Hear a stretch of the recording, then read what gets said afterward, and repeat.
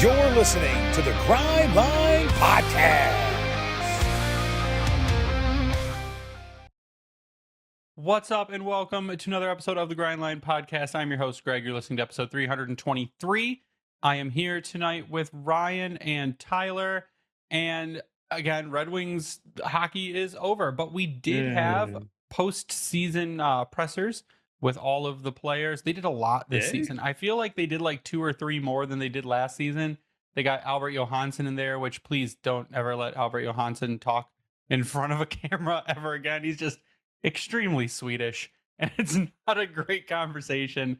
But they got Andrew Copp, they got Patrick Kane, they got Dylan Larkin, they got Marco and Elmer and DeBrincat and all of them. But how are you guys doing tonight? Other than no playoffs again, not too bad. It's been good.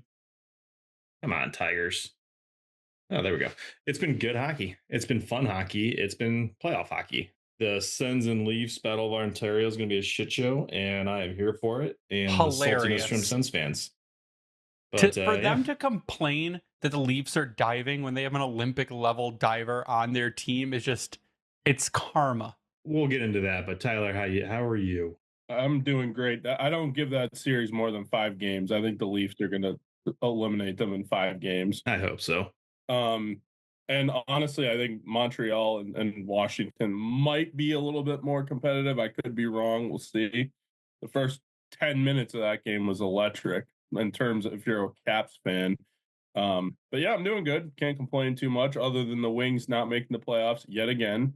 But I'm here and ready to talk some hockey.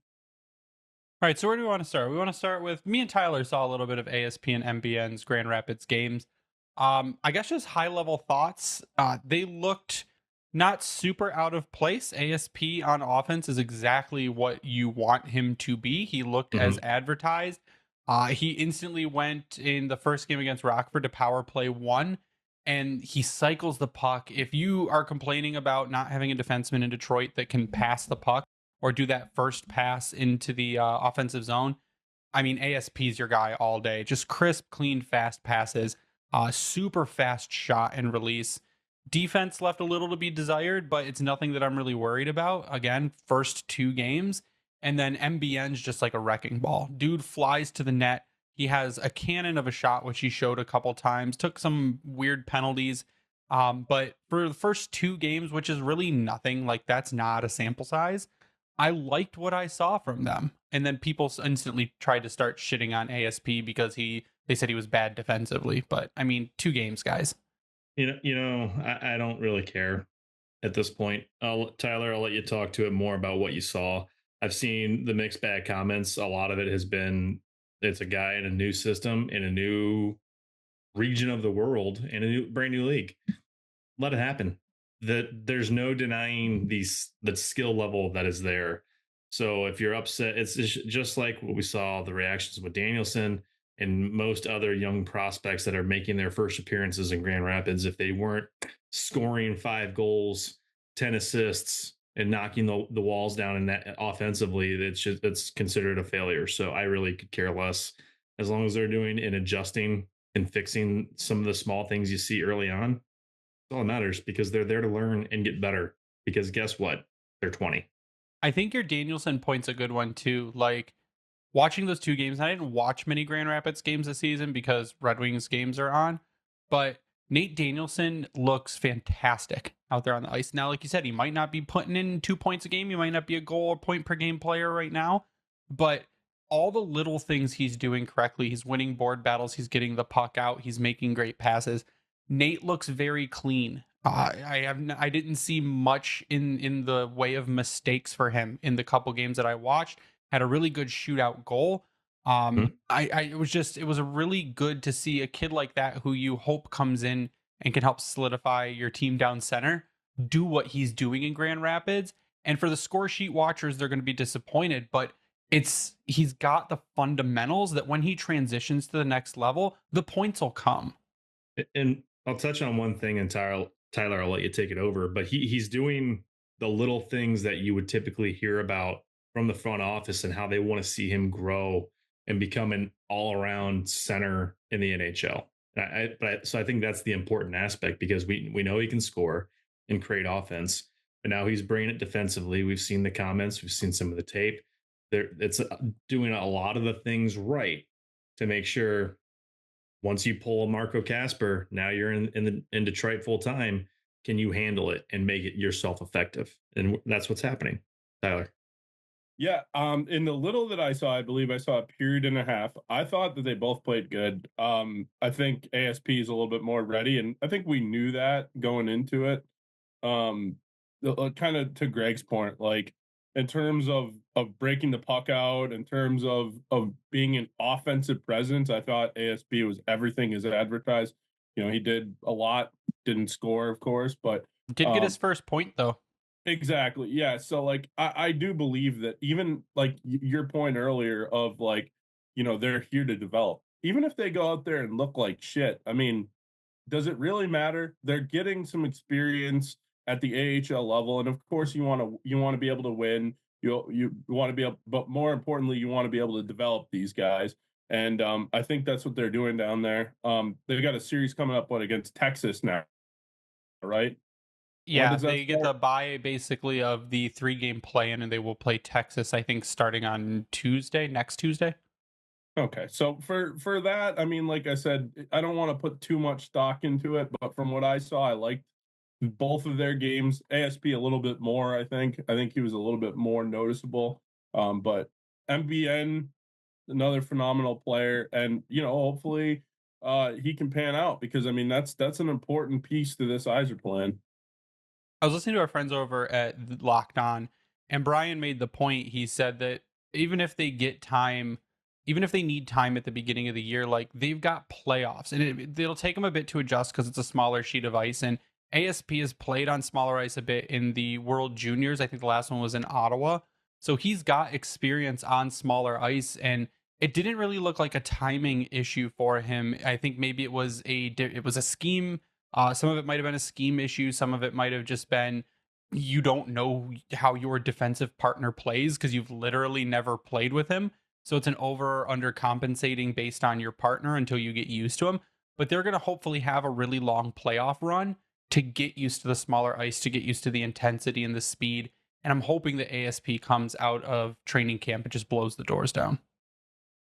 That's the hope. I mean, you know, the hope is you can pencil him in next year. I mean, and the worst thing that could happen, or it's not the worst thing that if he's not ready, you know, right out of camp, because Casper wasn't ready right out of camp, or so, you know, they thought that he wasn't ready right out of camp, and he came up a couple weeks into the season, so and he looked the way that he did.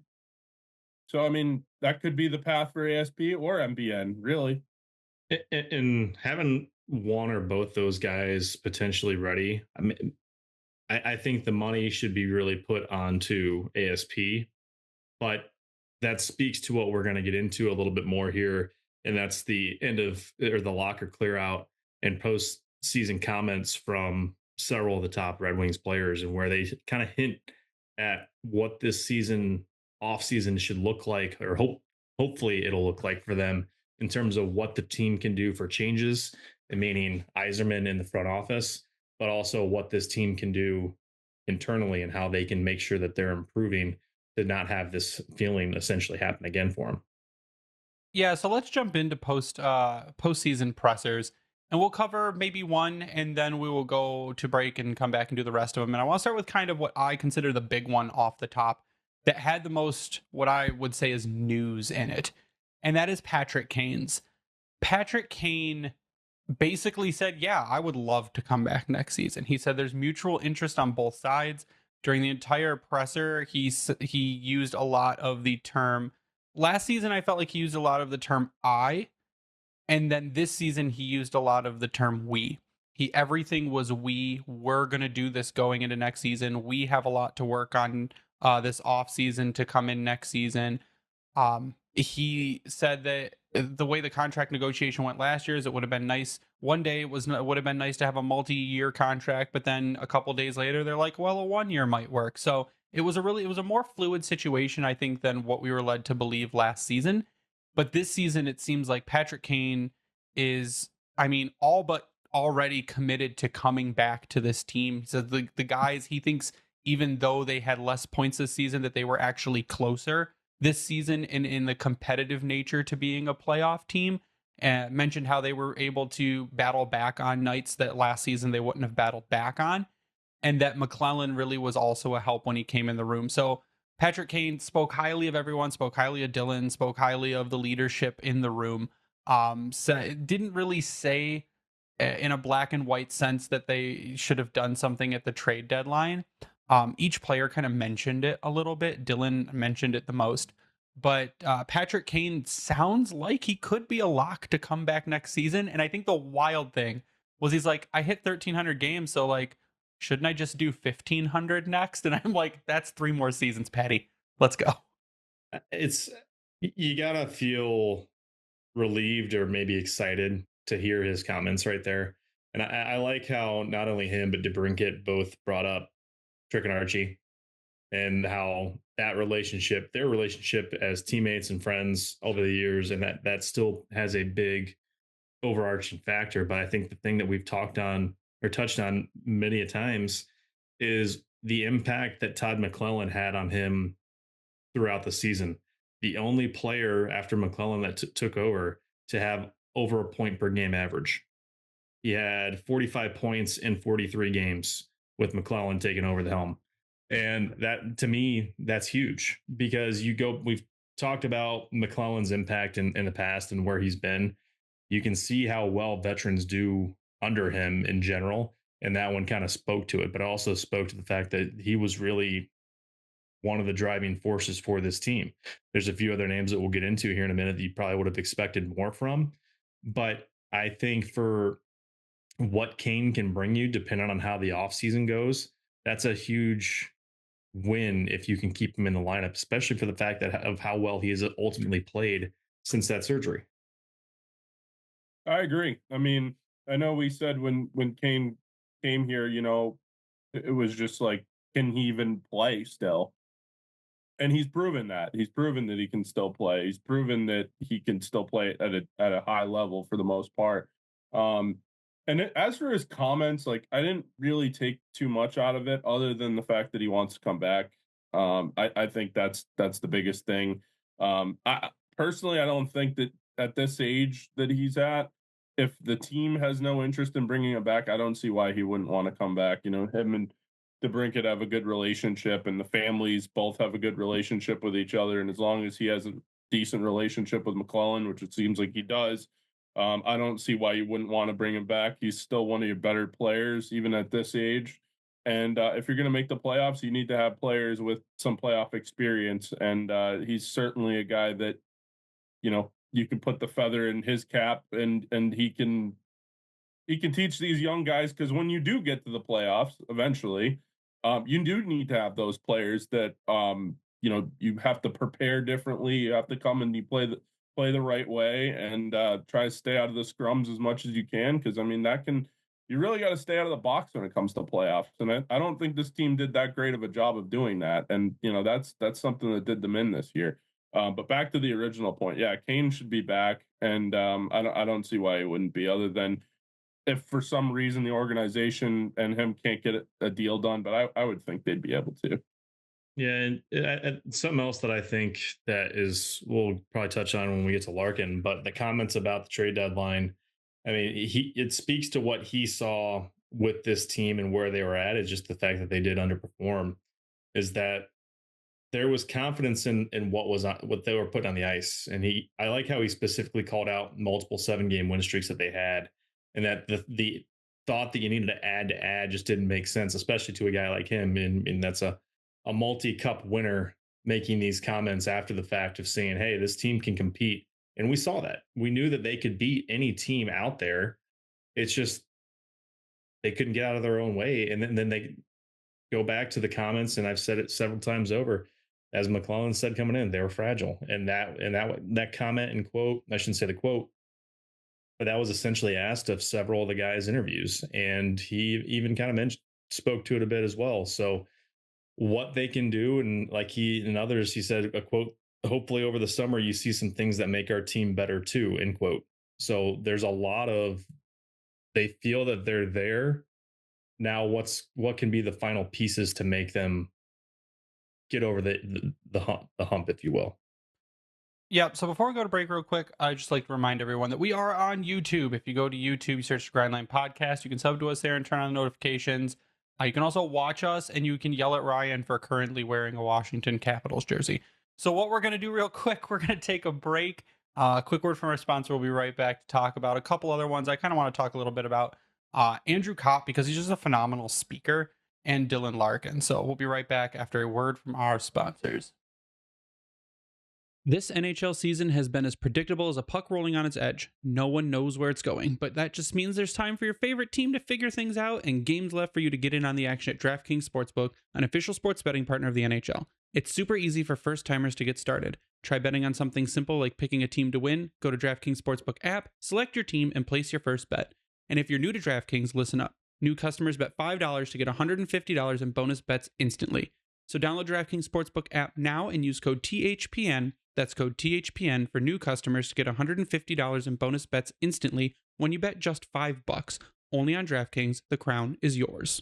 Gambling problem? Call 1-800-GAMBLER. In New York, call 877-8-HOPE-NY or text HOPE-NY 467-369. In Connecticut, help is available for problem gambling. Call 888-789-7777 or visit ccpg.org. Please play responsibly. On behalf of Boot Hill Casino and Resort in Kansas, 21 and over. Age and eligibility varies by jurisdiction. Void in Ontario. Bonus bets expire 168 hours after issuance. For additional terms and responsible gaming resources, see dkng.co/ice. And we're back, and apparently Tyler has also put out a Capitals jersey, so it's that kind of night. I'm now being ganged up on. But we do have a couple player postseason pressers. Now, Yzerman has not spoken yet, and that is the one thing that is kind of weird to me, is I thought for sure he was going to talk today, and today is Monday, the 21st. But no, was no presser scheduled for Yzerman for today. I'm assuming he will by the end of the week, but let's see what happens. I do, though, want to start off with a couple things that Andrew Copp said. So Andrew Copp, if you have not listened to his, go listen to it, because he's a fantastic speaker. He speaks the game very well. You can tell he knows exactly what he is saying when he says it, and sometimes goes a little far. So like when he was like talking about leaders, and this leadership group is really awesome, but you could have a leader like Tom Brady, or you could have a leader like Derek Jeter. But if you're and then he goes, shit follower, and he kind of tried to stop himself a little bit. He's basically saying that if you don't have guys that can follow, your team is not going to perform as well. He says the room is full of leaders, and that's not the issue that they're having right now. He said that one of the big issues he saw, because he wasn't really playing, is that when Larkin and Raymond came back from Four Nations, that other guys should have been able to pick up for them. They had not gotten the break. The other guys got the break. That he said to the point was, when Larkin and Raymond should have been able to have a bad game, and the team should have still been able to coast to a 4-1 win without them having to really do much. And that's just not what happened. So the other thing that Copp kept bringing up, he was asked about Todd, and he said that media really made a big deal out of the just play fucking hockey thing. He's like, but that was a kind of a turning point for the team, where you're empowering your team, like you're being strict on your team, and you're giving them these new rules and giving them these regulations, but you're also giving them the freedom to just go out and be hockey players and play their game, and empowering your team to perform. And I think it spoke more to what Newsy wasn't doing than what Todd was doing, or what he had brought in, because this is Copp talking about McClellan after only playing 20-something games for him, when he played a whole season. He played like 2 seasons for Newsy, basically. So yeah, and I think that kind of goes to what we saw from the outside looking in, that they were just so trying to do things like so structured, if you will, very rigid. There we go. That's a good way to describe it. Like they were so worried about making a mistake that they just didn't go play hockey. And that's why that's why everyone did pick up on that so much, because we all saw it. I think that was a majority of the fans' frustration. They just don't look comfortable doing anything on the ice. And it was quite the opposite of a team that we saw making a playoff push at the end of last season. And then it was just a couple months of just meh. So we it's hard not to jump on something like that as sort of a rallying cry when you got a new coach that came in and we saw the spark that it brought him. Yeah, I mean, I think the biggest thing about Copp's press conference, I thought he was pretty positive for the most part. I don't want to say I disagree with the fact that there's no the leadership is good. I don't want to say it's not good. I think there's still a lot to learn. Like Dylan Larkin still got a lot to learn as a leader. Like I don't know if Steve Yzerman, as the captain of the team, or Henrik Zetterberg or Nick Lidstrom would have came out and directly said what he said about Yzerman. I don't know if that's just their relationship and Larkin feels comfortable enough to say that. Well, I'll stop you real quick. Of those names you just brought up, were any of those them in that his situation? No, but I'm just saying I don't think even if they Yzerman didn't. I mean, he made the playoffs, but they didn't make the playoffs in their first year. And I'm sure I don't. I'm not old enough to remember specifically. And None of them had a run like this where, while they were in charge, they had this many straight seasons as a captain and missing the playoffs. No, After Yzerman, none of them had that at all. So we got to clear. Hold on, we have to clear what Tyler is talking about. Is Dylan Larkin basically calling out Yzerman for not doing anything at the trade deadline? So I guess on one hand, you can take it where he just feels comfortable enough with Yzerman in the way like players are with management and coaches now, where things are a little bit less so rigid, and like he just feels confident in saying like what he feels to the media, or there's an issue between the two. I don't think there's an issue between the two. I think it's more the first one where he's the leader of the team. He feels like he can say what he needs to say. And I guess that's a good thing. But the thing is the way that is, I feel like if they had more veterans in the locker room, there would be a little bit less of that feeling of, oh, we didn't get any help. Fuck, we're fucked. You know what I mean? Like where a younger team not getting help, where they're kind of struggling. You get what I'm trying to say? I don't know. I do, but I don't think I don't think Larkin's comment is as serious as you're making it out to be. His comment was basically, so Larkin says, we didn't gain any momentum from the trade deadline. Guys were kind of down about it. So it'd be nice to add something to bring a spark on the ice and a morale boost as well. Basically saying they had knowingly not been good under Newsy. The coaching change happened. They had a 7-game win streak. They had another 7-game win streak. They were performing really well under McClellan. And then the trade deadline came and went, and all they did was pick up Craig Smith and Peter Mrazek. That was kind of a bummer to the team. And then you get the Four Nations, and Larkin admittedly was hurt after the Four Nations, which we had said, like, yeah, there's no way Larkin plays as well as he does before Four Nations, and then comes back from Four Nations and just looks like this. He's hurt. There's something wrong with him. You could tell he was a little slower. His reaction time was not as fast as it normally was, and it was clear to see that he was kind of injured. But what he's saying is like, we kind of wanted him to do something because we feel like we proved to him that we were ready to go. We were in a playoff position several times this season, and that we could stay in one if he helped us out a little bit, and he didn't. Now, to Yzerman's side, we'd already talked about it. The market was crazy. You weren't giving up. Like, we learned that Marco Kasper was basically an asking piece in every single trade. Mm-hmm. And that Yzerman was not going to trade Marco Kasper. It was apparently the main ask in the Dylan Cousins trade. And we called it. We said, if you trade Kasper in that Cousins trade, that's a wash. You're not doing anything. Plus, you're giving away other assets. So Ken Daniels even said that he was a much sought after piece at the trade deadline. And I think that maybe it's a communication disconnect, and maybe Yzerman didn't sit down with Dylan and say, hey, here's why I didn't do anything. I don't know what their communication is like between the two of them, but I didn't read that Larkin comment, or I didn't listen to that Larkin comment and go, oh, Larkin and Yzerman have a rift. I listened to that Larkin comment, and what I heard was it would have been really nice to do something at the deadline to maybe give us a little extra push, but that didn't happen. And I'm struggling too, Tyler, with the veterans piece. You've got, if you look at the roster right now, with take out Olimata because he was one that was traded, you've got 17 guys, not including William Legason, that are age 28 and over. Almost every single one of them has extensive playoff experience and or Stanley Cup experience. there's veterans and guys that know how to do this in that group, even with losing guys like Perron, Gostisbehere, and Jake Wallman. Why are they so soft to play against then? I That's my think- question. Okay, And you that's- can't change your argument. No, at so that. here's the No, thing we're too, not Tyler. going that route yet. If they would have just, and Copp brought this up, you win one game against Montreal and you bring another one to overtime or something, and you're closer to be you're in basically at that point. And I think it comes down to, and we had talked about it, Ryan. It was down the stretch. It was your inconsistent goaltending. It was your lack of depth scoring, and it was your really bad 3 defensemen. That's basically what it was. Like, you couldn't have asked really more out of your top 6 with DeBrincat going on the heater. He went. Kane putting up points. Raymond and Larkin still putting up points, just not a point per game at that point. Yeah. But your depth forwards disappeared. Your defenseman turned into pudding, and Cam Talbot either decided to be Cam Talbot or a fucking rock.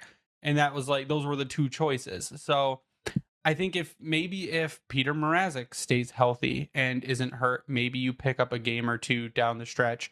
If your depth scoring kind of kicks up a little bit, I don't think it's, a lot of people love to say it's because they're not tough enough. And I think that argument falls apart real quick. I'm not going to say that. I just think that, you know, what the narrative was that when McClellan came in is that they were soft. Like, why is that? I guess the question. Soft mentally. That's what the conversation was about. That's what I'm saying. Back to this comment from Larkin, right? That's what I'm saying. Back to this comment from Larkin. We thought we were going to get help. We didn't get help. And so the quote was literally, the quote from Larkin was, "We didn't gain any momentum from the trade deadline. Guys were kind of down about it. So it'd be nice to add something to bring a spark on the ice and a morale boost as well." Why is it a morale boost? Because they sucked up into the deadline. Yeah, they did. And I think maybe it was, now I'm getting all my interviews mixed up, but it might have also been Copp when they asked, like, or maybe Kane, when they asked, like, how do you keep that mental toughness down the stretch just to keep going? Because Copp said the hardest 25 games are the last 25 games. And that is where you really need to just buckle down and keep going. And that's kind of a thing that you have to do from inside the room. And I think he also pointed to coaching that'll help with that after having a full summer. And this was a general consensus thing that Ryan took a note on. After having a full summer of Todd, training camp and preseason, giving and they mentioned McClellan and Trent Yawney time to scheme and time to change systems and really implement, because it's really tough even coming in at the point they came in at, to re-implement a full brand new system for guys mid-season just doesn't happen. So now they have a summer to go in and they say, this is what the tape says. This is how we can play these players to their strengths. This is the system we're going to develop around them to work. And then you come into next season with a whole different kind of mindset, as in this system was built for us in the position that we are in the game that we play. So let's go execute it. And then you've got a guy in McClellan who has the correct attitude of, I'm going to be a dick to you when you're not doing things right, but I'm going to lovingly be a dick to you. And you're going to do it right. And it's going to make you a better hockey player. And we're going to win more games. And then you'll be happy because we're winning. Yeah. His way of handling things, I think, was resonating through a lot of the players. I think I had a comment here that Raymond even called it out, that he likes the way that McClellan's able to hold players accountable, but in a way that's not only driving the individual, but the team to push forward and get better. That's a bit of a summary of what I caught from his comment. So, and you saw that in the post-game comments, whether they played well or didn't play well. Even if it was after a win, he was still critical of things that he saw that they need to be better at. And I think that's what you hope for. You want the no bullshit approach for a team that's just there, but not quite where they need to be. And having that going into the summer, as you mentioned, that's going to go a long way. Get these guys a few weeks off. I know there were several, Ray, DeBrincat, they were not fully committed to the World's. Mo is going. Yeah. Sider came out after the fact, or there's a post that came out today, I should say, that said that he was going. I'm guessing Larkin will not be going based on the comments that we heard from him with his injury that we don't really know anything about. So there's a lot of hopefully communication and with these exit interviews they had of how they need to improve. And I think Casper spoke to that as well. Like, I know what I need to be better at. He even called himself out on faceoffs and how that's something he wants to try to work on and improve over the summer. So there's things that are identified now with McClellan in charge for a full off season. Maybe hopefully now we can see that impact of what can actually happen. So number one, I think most players that are healthy enough to represent their country at the Worlds are going to do it because it's an Olympic year coming up. So I think like Larkin doesn't have to. He just played in the Four Nations. Yeah. He's got an injury, all that. But I mean, Sider, probably, will be on the German Olympic team next year, no matter what. He's like their Larkin, only defenseman. Yeah. Well, him and him. Him. Is there another German? There was Seidenberg back. No, it's literally Sider, guy, and guy. That's your defensive pairs. Anyways, and then the other point that I wanted to make as well is McClellan for a full season may be able to just get rid of that mentally soft kind of thing. That's another thing. And what you guys were talking about in terms of the the scheme and just the way that they play, I think a full off season of learning all that and being able to put that into plan to be able to have conversations throughout the off season, and then obviously meetings, and then obviously training camp and stuff like that. That's huge. I do agree with that 100%. It's a good thing that the players seem to like McClellan a lot, and like everything that comes about it, because I think that's a huge thing. I guess maybe that just goes back to the reason the team is mentally soft is because Lalonde was mentally soft, or maybe he just, the way he taught things was not as strict and rigid as McClellan. Too passive. I think that's what it is. I think Newsy was too passive. Yeah, and I think I wouldn't get too hung up on the mentally soft aspect. It's just how you react to things, and once you start getting comfortable with reacting a certain way or handling things a certain way, you become complacent, and then that means you're not able to react the way that you need to, where that comes into play. We saw that a lot. There were some great memes that came from Malone, but more often than not, we didn't see shit in terms of reaction. Much like we saw with Blashill, they'd get into it, but really it was after the team was kind of struggling to really get anything going. And then you're just like, okay, the team can feed off that sometimes. Not all the time. Sometimes it puts you in a tough situation, but I think you want some grittiness, for lack of a better word, to go the Lions route here for Detroit, and some fire from your coach to then fire your players up. And I think we saw that a bit from McClellan, especially when you looked at, I know we're getting off topic a little bit, but the way that he reacted with players on the bench seemed to be very different than the way Lalonde handled himself. And maybe that spoke to the fact that this was Derek's first time as a head coach. He's used to that more. I'm second, third in command as an assistant, and that growth didn't really happen for him in the way that maybe they thought it would have. Yeah, I think what it comes down to for post-game pressers and just the overall feel is a couple things. One, I think even McClellan said it, like, something needs to happen this offseason. Like, they're waiting for something to happen, to add guys to the team, to make some changes, to be able to move this team forward. And that from the players, Todd is the guy to do it. Like, from Yzerman all the way down, Yzerman even said, like, I believe in Todd. Todd's our guy. We're signing him for a long time. Like, he's the dude that's going to do it. I've had great conversations with him. He's got a vision and a plan. He knows what he's going to do. All the way down through veterans who have played in the league for a long time. Patrick Kane saying Todd's the man. His style is great. He believes in what he's doing. To rookies like Casper saying, to rookies like, or younger guys like Raymond saying, Todd holds us accountable. It drives us to be better players. We learn a lot from being able to do that and push each other to be better. So adding guys is a key point, but having a coach like Todd in a full off season of him to come in, start next season off well and carry that through should be a big plus. But I want to get your guys' final thoughts before we sign off, and I'm going to start with Tyler before we don't see him for another month or so. Motherfucker. Final thoughts are just this is a big off season for Yzerman. I know we always talk about the light at the end of the tunnel. There certainly is that. This was a season of trials and tribulations. The coaching change was certainly right up there with, everything that came with this up and down kind of thing. And hopefully this is just a big off season in terms of not roster turnover. I think it's less about making a lot of moves more, but I think it's more about making the right moves. It's more about making 1 or 2 moves as opposed to making 5 or 6 moves just to make them.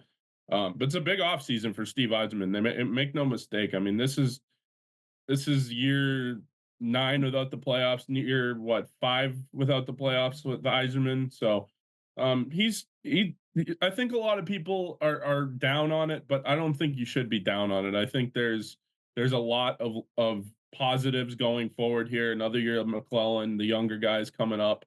I think it comes down to that. But yeah, you can follow me on Twitter at SealDog91 or X. You said Titter. That was pretty good. Twitter or X. Yeah, I think to your point that I'll echo is that they need impact players, especially on the defensive side of things. It's going to be interesting to see. And with Petrie, we didn't really touch on him, that he wants to keep playing. I think he's still a better option than Justin Hall. Dear God, I actually said that out loud. But you need to shore up your defense in particular. It was a near historically bad penalty kill. And honestly, if they're only maybe 5 to 8% better, maybe this actually is a playoff team. That's how frustrating it is. But you also need goals. Maybe that's where an ASP comes in, as we touched on and we've hit on for many times over.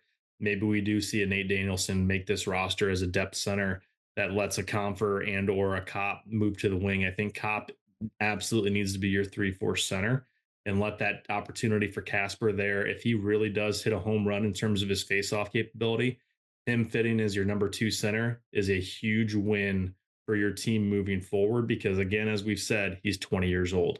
There's still a lot of great things to be excited about, even though we're in this immediate gratification want and need more often than not.